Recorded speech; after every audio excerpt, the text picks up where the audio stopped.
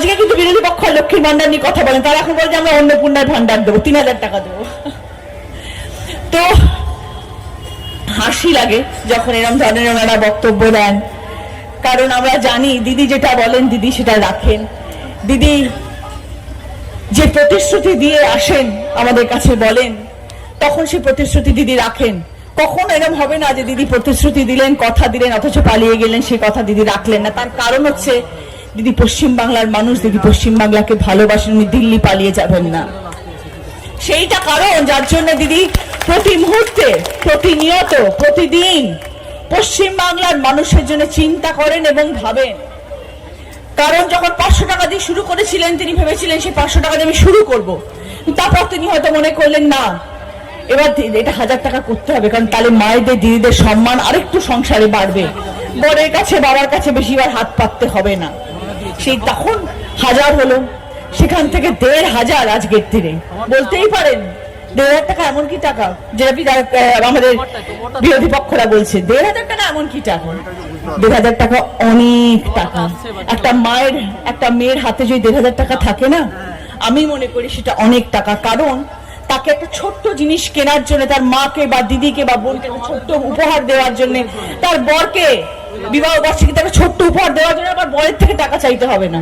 সেই সেখান থেকে একটা ছোট্ট জিনিস নিয়ে বরকে দিতে পারবে যে এটা আমার টাকা। আমার টাকাটা কোত্থেকে এসছেন? আমাদের নেত্রী মমতা বন্দ্যোপাধ্যায় আমাকে দিয়েছেন, তাই জন্য আমি তোমাকে উপহারটা দিতে পারছি।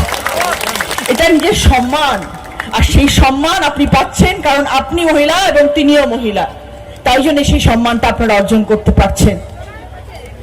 আজ এই কন্যাশ্রী প্রকল্প ভাবুন, যারা পড়াশোনা করতে চায়, যাদের মনে হচ্ছে আমরা পড়তে চাই, এগোতে চাই জীবনে, হয়তো সাংসারিক দায়ভারের জন্য এগোতে পারছে না, তাদের পাশে আজ দিদি রয়েছেন কন্যাশ্রী প্রকল্প নিয়ে। রূপশ্রী প্রকল্প আপনারা সবাই জানেন, রূপশ্রী প্রকল্প আপনারা সবাই জানেন, যেখানে বৃদ্ধ বাবা মারা রয়েছেন, দায়ভার যোগ্যা বাবা মারা রয়েছেন, যেখানে তাদের মেয়েদেরকে বিবাহ দিতে চান, তার জন্যও অর্থমূল্য ধার্য করে রেখেছেন মমতা বন্দ্যোপাধ্যায়, যে রূপশ্রী প্রকল্পের মাধ্যমে তারা তাদের ছেলে মেয়েদের বিয়ে দিতে পারবে। আজকে সব থেকে বড় কথা, যুব সাথী সারা বাংলায় আলোড়ন সৃষ্টি করেছে। যুব সাথী 21 থেকে 40 বছরের ছেলেরা, মেয়েরা যারা এই মুহূর্তে কাজ করতে চান, অনেক কিছু কোর্স শিখতে চান, কিছু করতে চান জীবনে, হয়তো কিছু টাকা পেলে তাদের জন্য উপকার হয়, তাদের সেই 1500 টাকা করে দেওয়া হচ্ছে এবং সেই 1500 টাকা সে প্রতি মাসে পেয়ে যাবে। সেই টাকাটাও তাদের কাছে কতটা উপকার, কারণ সেই 1500 টাকাটা সেই মাসেই যে খরচা করতে হবে সেটা কিন্তু নয়।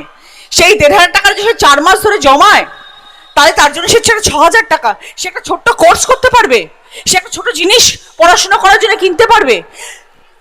সেই জন্য আজকে আমাদের এই যুব সাথী, যতদিন দিদি থাকবেন, যতদিন তৃণমূল কংগ্রেস সরকার থাকবে, ততদিন মনে রাখবেন দিদি কথা দিয়ে যে প্রকল্প রাখেন, দিদি সেই কথা রাখবেন। কোনো দিন পশ্চিমবাংলার মানুষকে ধোঁকা দিয়ে চলে যাবেন না। পশ্চিমবাংলার ব্যথা বেদনা, তাদের মনের কষ্ট সব দিদি বোঝেন, দিন রাত এক করে দিচ্ছেন যাতে পশ্চিমবাংলার মানুষের কাছে আর কি প্রকল্প আনলে মানুষ ভালো থাকবেন। কারণ দিদি জানেন যে এবার 2026-এ যখন দিদি আসবেন, এটা আপনাদেরকে আমি বলে রাখছি, দিদি আসছেন পশ্চিমবাংলায়, আবার মুখ্যমন্ত্রী হয়েছে 2026-এ, সেটা আমরা সবাই জানি।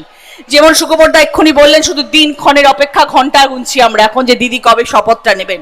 আমরা জানি দিদি আসছে।